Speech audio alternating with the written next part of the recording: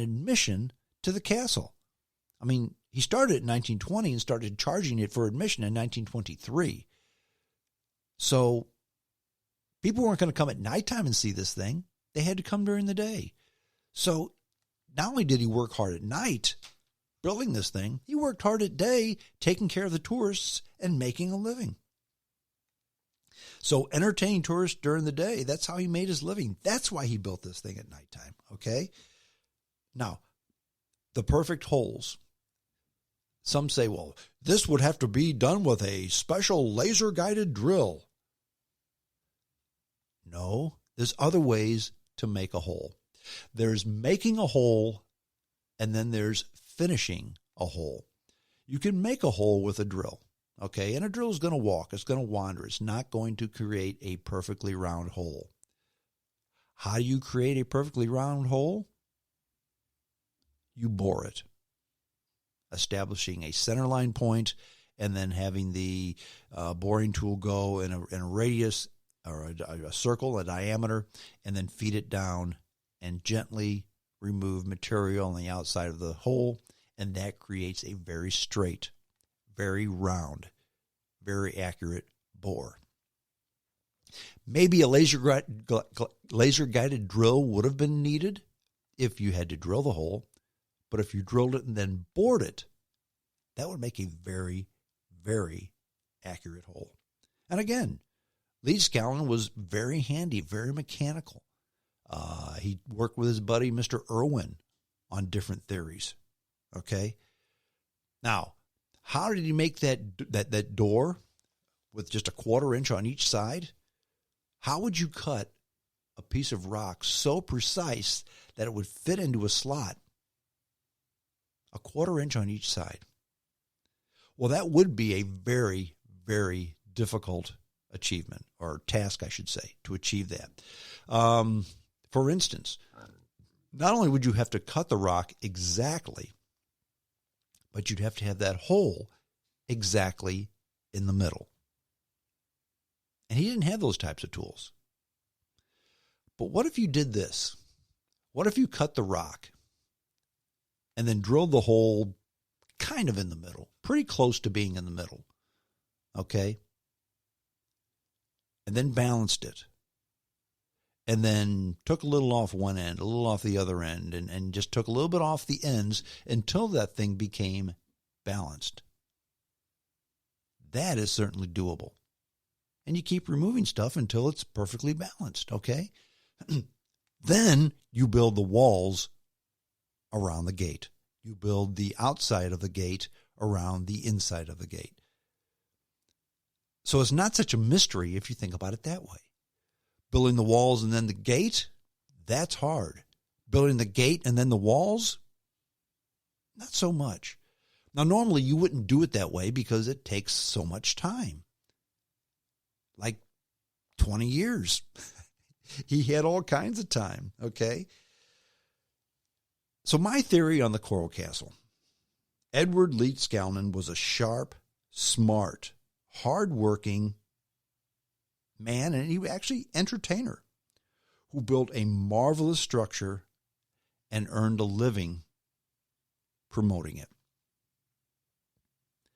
Is that mysterious? Maybe. It's mysterious only that this is something that the average person would never do. Okay?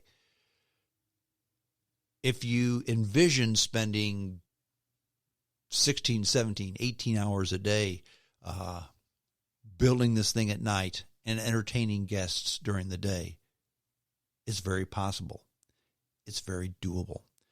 And throughout history, if you look at the remarkable men in history who have had remarkable things attributed to them, who have contributed to society, who have just done things that you and I could never dream of doing.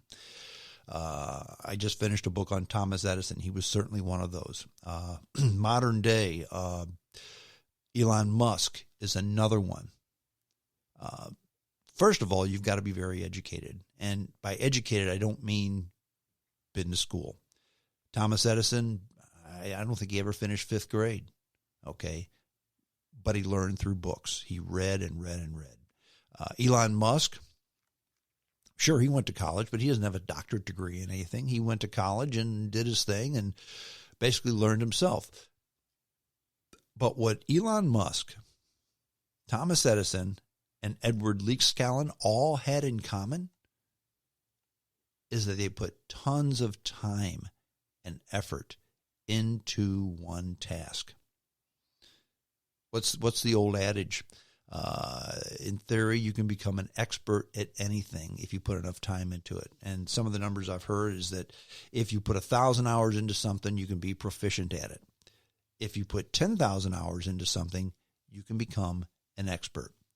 And you probably become an expert because most people would not put $10,000 into a specific task, okay?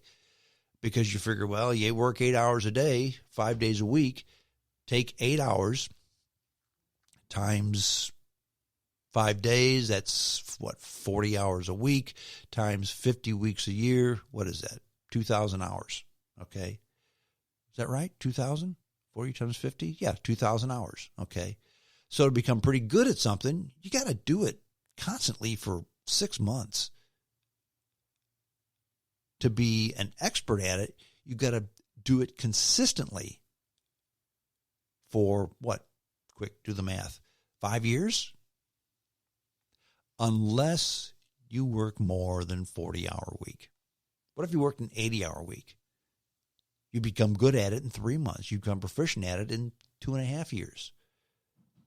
And then you continue to build on it and build and build and build. That's what I believe Edward Leedskalnin did. He was a smart, hardworking guy who just put his mind and effort into this single task. It wasn't about making money, but it was about making a living. This castle was his passion. He wanted to be an exceptional person. He wanted to do something exceptional, and he certainly did. And the magic of the pyramids, yeah, he used it. Blocks and tackles, levers, winches. I mean, it's there in the castle. Not all of them. And transporting the stuff, that was probably hard. But his buddy Irwin had a construction company. Probably borrowed his trucks at nighttime. And that may have been the other reason why Leedskalnin did not work during the day. Because his buddy Irwin used the trucks during the day. But at nighttime, he probably used them to haul the rocks. So again, it's mysterious. This whole Coral Castle, this whole Ed Leedskalnin thing is it mysterious? Yes. Is it abnormal? Yes. Is it a marvel? It absolutely is. Again, I've toured it, and I would recommend that you tour it too when they're open, because they're currently closed due to the pandemic. But it was certainly doable. And I don't think it was anything extraterrestrial. In fact, Leedskalnin never claimed anything extraterrestrial. He spouted forth all this magnetism stuff that, okay, well, he talked over someone's head, so they said, wow, this guy knows what he's talking about. And then he said he used the secrets of the pyramids. Okay. The secrets of the pyramids, again, are blocks and tackles and levers and winches. And that's what he used. Not psychic powers, not magnetism. He didn't sing to the rocks and move them. He didn't have extraterrestrial technology that you and I don't know about, in my opinion. The secret to Ed Leedskalnin building the Coral Castle, in my very humble opinion, is he was a sharp guy, and he worked very hard for 20 years doing this. That's my theory. If you ever want to see the Coral Castle, I would highly recommend it.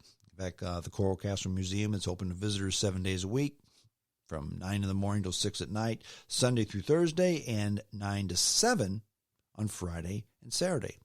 Costs about $18-20 to get in, something like that. They also rent it out for weddings, receptions, and private parties. Having a party at the Coral Castle would be very, very cool. Again, they're closed for the pandemic right now, but they'll be open hopefully soon, because Florida is opening up very quickly. Okay? So if you go to Miami, South Florida, do yourself a favor.